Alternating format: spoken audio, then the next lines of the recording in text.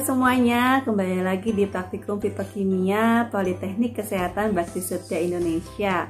Kali ini kita akan melanjutkan praktikum ya dari hasil ekstraksi menggunakan metode sekretasi, yaitu apa? Kali ini kita akan melakukan isolasi senyawa piperin dari Piperis nigrifructus, buah lada hitam.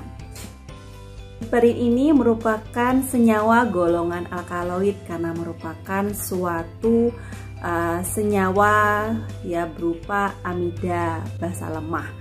Nah, pada kesempatan kali ini kita akan mengisolasi piperin ini dari buah lada hitam dari hasil ekstraksi menggunakan metode sokletasi. Nah, ekstrak cair yang kita dapatkan dari proses ekstraksi tersebut kita pisahkan dari bagian yang tidak larut kita saring menggunakan kertas saring. Nah, bagian jernih ini ekstrak cair yang sudah jernih ini kita ambil 3 mili untuk keperluan analisis.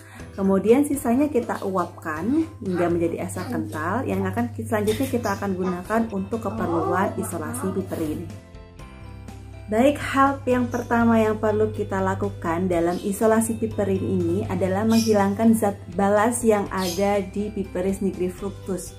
Zat balas yang ada itu adalah resin. Nah, resin ini sangat mengganggu sekali jadi kita harus menghilangkannya dengan cara mengendapkan resin ini dengan KOH etanolik 10%. Jadi ekstrak kental yang kita peroleh tadi kita tambahkan setetes demi setetes larutan KOH etanolik 10%. Sampai kapan? Sampai timbul endapan resin. Yang ini yang perlu diperhatikan adalah penambahan KOH etanolik 10% ini itu tidak boleh terlalu berlebihan. Kenapa? Karena KOH etanolik ini bisa bereaksi dengan senyawa piperin yang mau kita ambil, yang mau kita isolasi. Adanya reaksi piperin dengan KOH etanolik ini akan menghasilkan suatu reaksi namanya hidrolisis Nah, jadi piperin tadi bereaksi dengan KOH etanolik akan menjadi kalium piperinat dan piperidin. Otomatis nanti kristal piperin yang kita dapat jadi berkurang. Ini tidak kita harapkan. Jadi yang perlu diperhatikan adalah itu.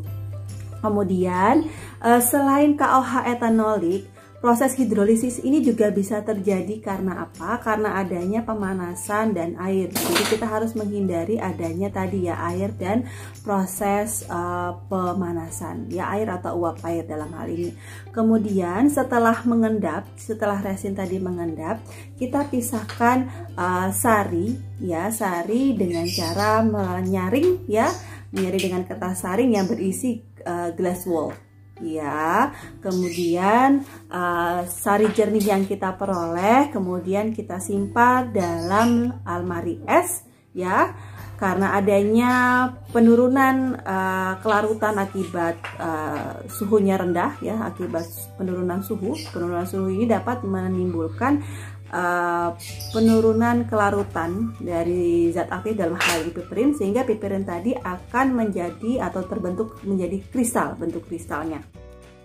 Nah, kristal piperin yang kita peroleh nanti akan berbentuk jarum berwarna kuning, tidak berbau, tidak berasa, lama-kelamaan berasa pedas Nah, yang perlu diperhatikan adalah kristal piperin ini itu larut dalam beberapa pelarut diantaranya etanol, asam cuka, kloroform, benzen. Nah, hal ini kita perlu perhatikan dalam proses pencucian kristal Jadi kristal yang kita peroleh nanti kita ambil, kemudian kita letakkan pada kertas saring yang sudah ditara, sudah kita catat berapa beratnya Kemudian kita cuci kristal untuk menghilangkan pengotor-pengotor yang mungkin masih ada, masih menempel pada kristal dengan apa? Dengan etanol 96% yang dingin Kenapa pakai yang dingin?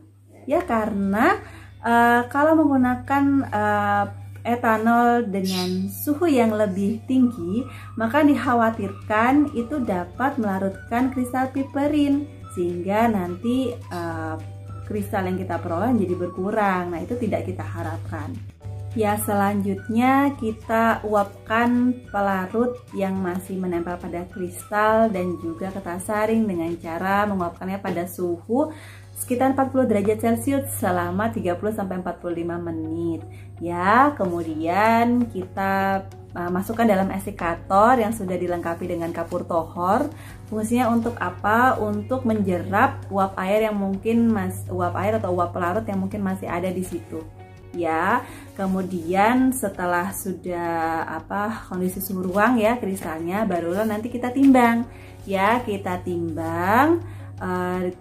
Itu berarti kan sudah ada kristal pada kertas saring. Ya, kristal pada kertas saring.